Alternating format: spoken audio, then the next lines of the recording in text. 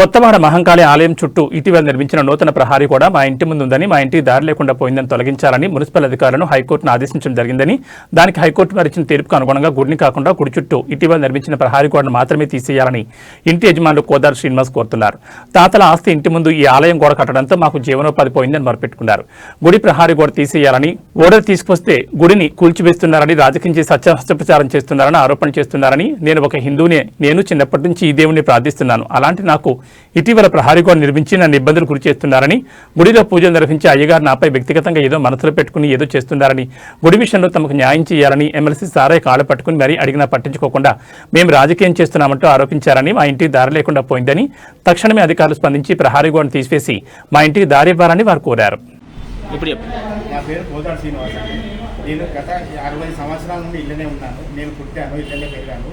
నా ఇల్లు కమర్షియల్గా నేను గుట్టి పెరిగి ఇంత సైకిల్ షాప్ పని చేసుకుంటాను. నా జీవనాధారం ఇదే. నేను ఏ కష్టపడి ఇంతవరకు నేను చేశాను.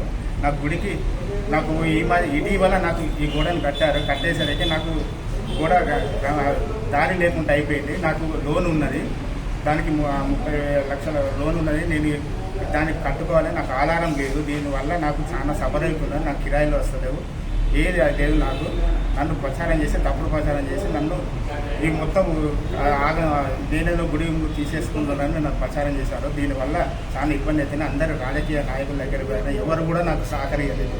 నరేందర్ కూడా సహకరియలేదు. మాజీ నరేందర్ ఆయన దగ్గర పోయాను, సారన్న దగ్గర పోయాను, సారన్నతో కూడా మాట్లాడాను, సారన్న కూడా సహకరియలేదు. కలెక్టర్ పోయాను, కమిషనర్ పోయాను, డిఎస్పీ దగ్గరికి అందరి దగ్గర పోయాను, ఎవరు కూడా నాకు సహకరియలేదు. ఇది ఇటీవల కట్టిన కాలంటే చాలా సఫర్ అవుతున్నాయి. 5 సంవత్సరాలు దాటినాయి. ఇంత ఇబ్బంది అవుతుంది. నాకు ఈ లోన్ కట్టుకోవాలంటే చాలా సఫర్ అవుతుంది. నాకు ఏ ఆధారం లేదు. నేనేదో సైకిల్ షాప్ పని చేసుకున్నట్టు నాకు ఇదే ఆధారం. దయచేసి నన్ను అర్థం చేసుకొని దీన్ని పెద్దగా చేయాలన్నారు. కోర్టుకు పోతే ఏమన్నారు? కోర్టుకు పోతే నాకు కోర్టు నుండి స్టే ఆర్డర్ వచ్చింది. కోర్టు నుండి స్టే ఆర్డర్ వచ్చింది. అమౌంట్ వాళ్ళకి ఇవ్వమన్నారు.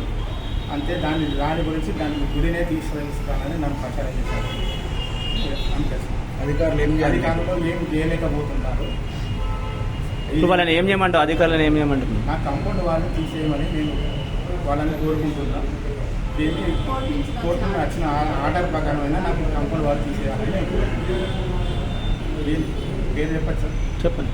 సారయ్య గారే దీనికి చేసిండు. మొన్న కూడా చేసి గుడిని కూడగొడతానని ప్రచారం చేసిండు అయ్యగారు. దీనిపై మీరు ఏదైనా అధికారులు స్పందించి మాకు న్యాయం చేకూరాలని కోరుకుంటున్నాను. ఓకే.